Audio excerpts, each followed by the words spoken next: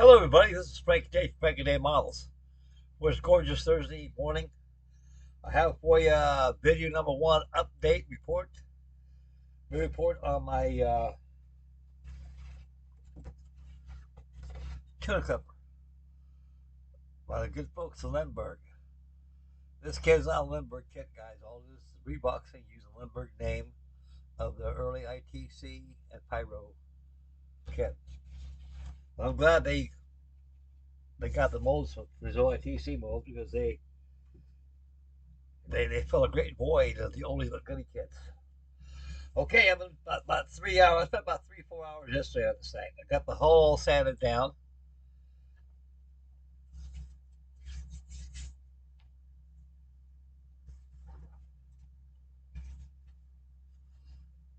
Got the filler all sanded off. I got the screw on there. The rudder's on there. And I'm going to give it a little more priming back there. I missed some primer back there. I'll hit that after the video. But it's all been sanded together. The hull of this thing is very tricky. You got to watch yourself. You got to do it one step at a time. What I did in this, I started from the stern. After I glued it on there, I stepped it with clamps there, and I clamped it all across there to the on the keel, and I finally snapped in there in place. So this is a pretty good kit. This is no Pyro kit. Reboxed under the name of Lindberg. Okay, I got a lot of subsystems done together. I got the bait. I got the aft bait tank housing. I got that all painted. That's all painted white. Oh, here's gonna be painted all gray. These bait tanks, the tuna tank. This is where they put the tuna in. Like that. This is where they keep all their tuna. These bait tanks in here, and I get out of the wash, get glossed out, give that a good wash, and later steps of the build. Paint inside here gray. Pick outside the portholes. Oh, there isn't any there. Oh, yes, there is. No, there isn't. Inside the portholes, I put a little red inside there. It gives it a little life. Okay, I got the pilot house and also the front deck house. This is not glued down. Let me show you guys something. These had wooden decks. I seen builds on here that are painted gray, uh, red, or mostly gray or white, and colors like that. And I made this using wood. I started out with this Tamiya teak deck color. It should be XF 55.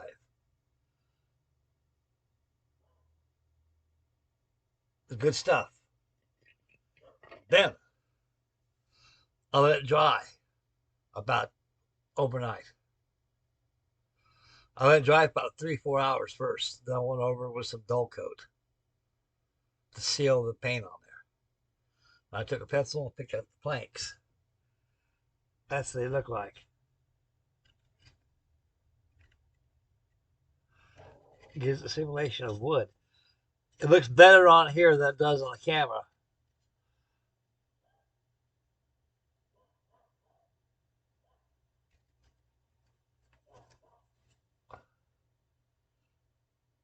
There you go.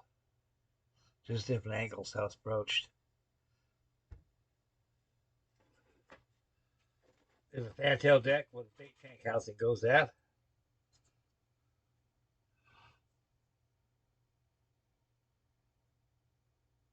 See how it picks it up real well? No tickler from my father a long time ago. So don't throw those pencils away. They become mother's best friend. Forecastle deck, treated the same way.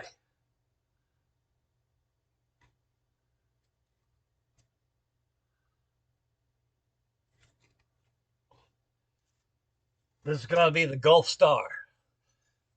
The decals they give you is the Carrol Ann. It could be either the Carrol or the Ann. I think. I don't know. I think it's just Carrol Ann. And it could be that, it could be anything. These were tuna clippers. They could be named after the other ones. I seen some named Chicken of the Sea, which they actually worked for at the time in the 1950s. And this here I'm duplicating its first release as the Gulf Star. It's going to have a red water line, and also on the moldings on here are going to be picked out with red. Inside the gunnels there is going to be red. Railing's going to be red. Stack's going to be all aluminum. So I'm going to use aluminum foil on the stack. Now, I believe my heart and soul, this is actually the third one of these I've built in my life. The first one I received was the Gulf Star. It was by Pyro. And I got that for a Christmas present from my mother. I believe my mother bought that for me. Because she likes to go to Sprouts and Ritz, these old dollar stores, you know. And that's how it was back in my days, growing up as a child and an early adult, is you had places like Sears and Roebuck, J.P. Penney's, and you had Western Auto stores, and you had F.W. Woolworths, Sprouts and Ritz, Thrifty Market, all these old stores. And five and dime stores, they all had real cool models, damn good models back in those days. And my mother always don't want to go there like and buy cosmetic goodies like hairpins and stuff like that, and fingernail polish and things. And she always thinks about her children. And she knows me, and she went in there and bought me one of these, the Gulf Star. I think it cost about $3 back then, $3 or $4. Those kits ran back then. Very expensive, but you got your money's worth. I got it for Christmas. I was very happy. It's been about I don't know how long it took me to build that thing. About 2 weeks. Yeah, 2 weeks. And I built it. And it started out as a pond boat. I did not glue down none of these decks back there. My father, he said, "How come you ain't gluing down that deck right there?" Because I'm using that as an optional part. Dad, they goes, "I don't understand what you mean by optional." I said, "Dad, in case I want to put an electric motor in the darn thing, I can pop up that deck and just put the motor on there, put the deck back on there, and make these movable from the deck, and that's how I'm gonna do it." It says, "I don't have an electric motor right now," and Dad says, "I got one." It's what size electric motor you need. Well, it runs on two C-cell batteries. I think it was about a one, two. I think it was about a 3 volt battery, a 3 volt motor back then. Very small. And my dad had a couple of them laying around. So how about this one? So he pulled out, and gave it to me. Dad, I could use this real well. That'll work real good. Well, that'll run on some D-size batteries now. That's a little more up to it. I think that's about 5 volts. I think it's about 2.5 volts batteries piece. And I put two D-size batteries, fit real well. Made a little battery box, stuck it in there. Put the motor in there. And when I opened up the stern tube, with the stern tube back here, when I opened it up, I didn't use no. I think I used a rod. It was a nickel rod. I don't know where I got that from, but it was also something I used as a propeller shaft. And I used fuel tubing as a coupler that can go to the motor, go to the shaft. But then I did not put no petroleum jelly or something there to keep the water from coming in because back in those days I didn't have my knowledgeability of being able to gluing in a copper tubing in there and running nickel rod at the side of it. And that way you have to worry about water coming in. I didn't know these things. Everything was done by being overzealous. So it started out as a pond motor, a pond sailor. Then I decided that my dad gave me the motor, things changed. That's I don't want to say I put this motor in. So I popped everything off. He goes, "Well, At least it comes apart. I can see that, put the motor in like that, and started it up. And remember me telling you about my house? There used to be a pond across my house, probably about 200 feet out from my house. Across my house is here, and the pond was way out here. It was a big, huge pond. I'd say that pond was probably about pretty close to 2 acres. 2 acres of empty, vacant land site that turned into a pond. And that pond was only about that deep. Scale deep to a ship that size, probably you got be about 200 feet to it in scale, I'm thinking. But it's ankle deep. So you can walk out there. Well, we had so much fun with the goddamn thing. My brother's one side of the pond, side of the pond. That boat just moved real well. He picked it up, turned around, gave it a little shove. It came towards me. And all that time I was running it out there, but that thing runs pretty doggone good. I said, yeah, Pop, I'm having a blast with this thing. And we get to the batteries now to take this off. Get to them, we'll clip them back in, put this top on there. I didn't put no rigging on it. It's because of those purposes. And we had fun. And the next thing I know, it stopped out there. Gary goes, oh shit, it stopped. I think the battery went dead, but it didn't. It was taking on the water. It was only about that deep. Now that boat, remember I tell you, it's about 2.5 acres of site. It was probably about 300 feet away from me. That boat was, and that pond was only about that deep. It's not that deep at all. You can walk through it like nothing, even drive through it. But you got to remember when it's on dirt, and you walk on that pond bed right there, you're disturbing all that mud, and that water turns into like a cup of coffee with milk in it or cream, and it gets real foggy, and you're disturbing the water. So I want to go up there and find my boat. I could not find it because I disturbed the water by walking out there. And I was afraid to step on it, and I could have sworn it was right there. Then I realized every time when you move in water, you can cause it to move away from the site where it's supposed to be. Now, this is the truth, fellas. Gospel truth. I gave up on it. I got down hard like I did another Carrol on my Carrol Moran. Talk about tug I lost last month, 2 months ago.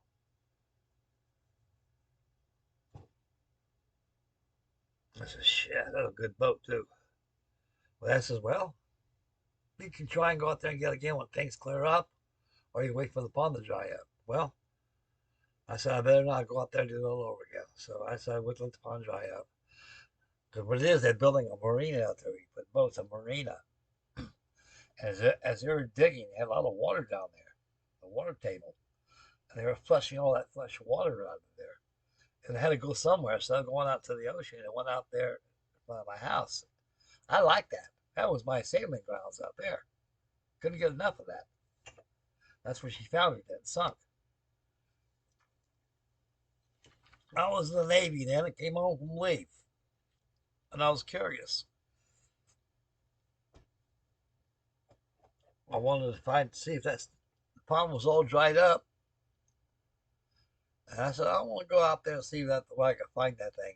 It should be there somewhere. At least somebody picked up when it dried up. I don't know how long it was dried, but it was dried up probably about a year later. It dried up. You can see on the ground. You see, it's like being out there in the desert out there. You can see all these cracks all over the place. And I saw a red hull, a red object, Bonnie, and I found it. It was laying like this on the pond bed. Everything was busted. Everything was gone. All was left was the hull. I came home and went to my dad's house, went down there to my parents' house, knocked on the door. Come on in, sailor. Walked in, said, hey, what you got behind your back? Remember this, Dad? Frank, where'd you get that at? I found it in the pond. I remember you telling me only two ways you're going to get it. Either go out there and do it again or wait for the pond to dry up. I was curious, went out there and I found it. And I still got it. It's out there in my big storage. I'll probably go out there and get it and bring that in as another update on this thing and show you. You guys will like that. That big motor was big rust. Rust. Baked the platforms on there where you fish off of, they were gone. Everything was gone. Even the screw was gone. Rudder was gone. All was up was just what you see is what you get. That's all there was.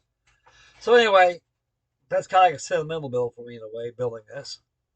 This is going to be the Gulf Star, red water line, red moldings, red railings, aluminum stack. Then I'll go back and give it a wash of yellow wood. I'll go back over there and give a little tint of that because these the pencil lines have been how I done it will will show a lot more color to as a more wood to it, or it looks good like the way it is. I think I may not even do that. It looks real good. Looks good. It's a lot better than painting it. So that's what you do when you got about recessed lines where except the wash once raised. Always use pencil. You got to use something that'll that's how you do it. Okay, what else I got to show you here? Yeah, I'm going to be masking it off camera. I'm going to mask the water line on my Gulf Star. And I'm going to go back. I'm going to start painting this. Paint this red too. The deck is all red. The hull's red. Superstructure is white. Even on top of the well deck up here, the well deck at the top of the L1 level, that's going to be all red too. And then I'll put rust on there. They make it look like a South Goodman lightship. Watch out for those Goodman sands. They're very bad out there. I tell you, that's very, very treacherous water out there. A lot of these were lost out there, and a lot of ships lost because of the Goodwin sands. All the others, one big old huge, gigantic sandbar. Oversized reef. All it is nothing but sand. The sand's like sandpaper. You get all that water out there pushing in the waves, thrashing around. It just tears everything to bits. So you only get stuck in the Goodman sand. That's why they had these out there for. We had ours out there off the Chicken Shoals, Nantucket Shoals, Buzzards Bay, all through there. All the shoals up there and small and rocky shoals, sandbars, all that stuff we have out there. And we had light ships out there to keep bigger vessels getting close. Okay.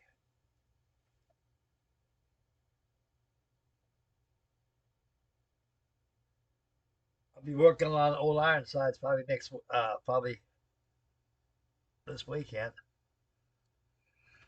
I figure I can have this Carrol this Ghost Star tuna clipper. I think I'll have it done by next week, and maybe another quickie done.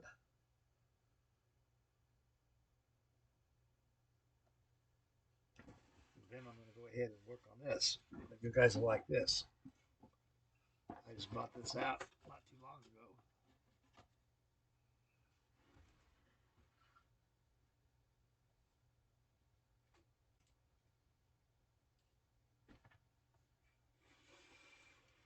A lot of you remember this, a lot of you don't.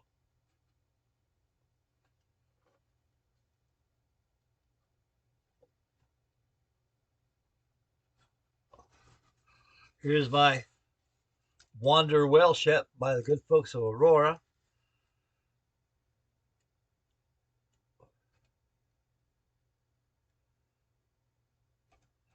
I got this back in 1966. I think I paid about, what, $6 for it?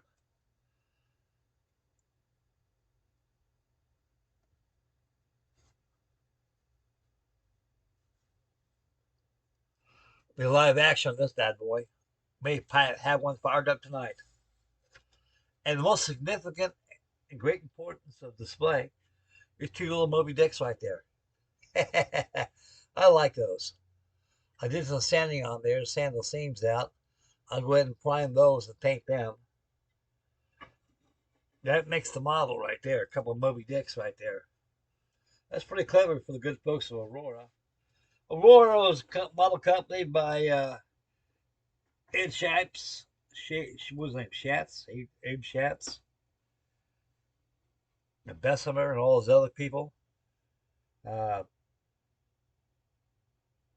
they were very good designers of these things. And these people that designed these were very good model builders themselves. Aurora and Lindberg were the low end of the plastic line, but they had a very interesting and good subjects. This is one of them. So I'll be working on that too. Okay, I got a lot of stuff coming your way. I got my sweater on. I got my jacket. I'm gonna go out there and work out there in the shed and get my shop going. So I figured I'll throw in an update key report on the Lindberg X Pyro ITC Ringo Tuna Clubber from the good folks of Lindberg. Yeah, they're get yourself one. Don't be bashful, and it's not Lindberg models. It's actually it's a Pyro kit. So you're just rebuilding a kit that's been in the past. Reebok's a different name. There's no fit issues at all that I ran across in this kit. It goes together as old as it is. I'm very surprised. Even some of the light ship models they got. I mean, I'm very surprised that these things, as old as they are, they still go together very wonderfully. It goes together without fuss. With today's technology, with small servos, mini servos, all the stuff they got nowadays, I've even seen a couple of these radio controlled tuna clippers on the internet. I was really astounded by that. I said, Jesus, boy, there's nothing that's possible anymore. So that's technology for you. Okay, here's my technology. I'm out of here. I got things to do, places to go, and so I decided to throw in an update report on this, so that you guys know what's going on. These things can be found anyway. Incidentally, before I close out the video here, I got this down Ollie's. Uh, how much I paid that thing? $15? 16? Yeah, I think I paid $14 for it. I bought that, and I bought the light ship. It's in my big storage, the other one I got. I got both of them for about, probably around 25 bucks. $28 with tax and all. You couldn't beat that one. And they generally run about, I don't know, $20 a piece maybe. I really don't know, but Holly's got some good stuff. So be sure to go in there and wander around in the model section. You'll find some good stuff there, really cheap. And get one of these if you want to. And there's a little tip to show you how you do your decks. Take your time, let that damn wood dry. Let that wood paint dry for a while. A long time. I ain't talking an hour, half an hour, 30 minutes, 2 hours. I'm talking about 6, 7, 8, 10 hours until it's aroma free. You can't smell that paint. Then you know it's dry. Then you use clear matte finish over that deck. Then you just take your pencil and scrape on the side and work it out. And it looks like a darn good deck from here. That's what I did on my Titanic. And so I'll be painting up this good one's light ship tonight, along with the tuna clipper.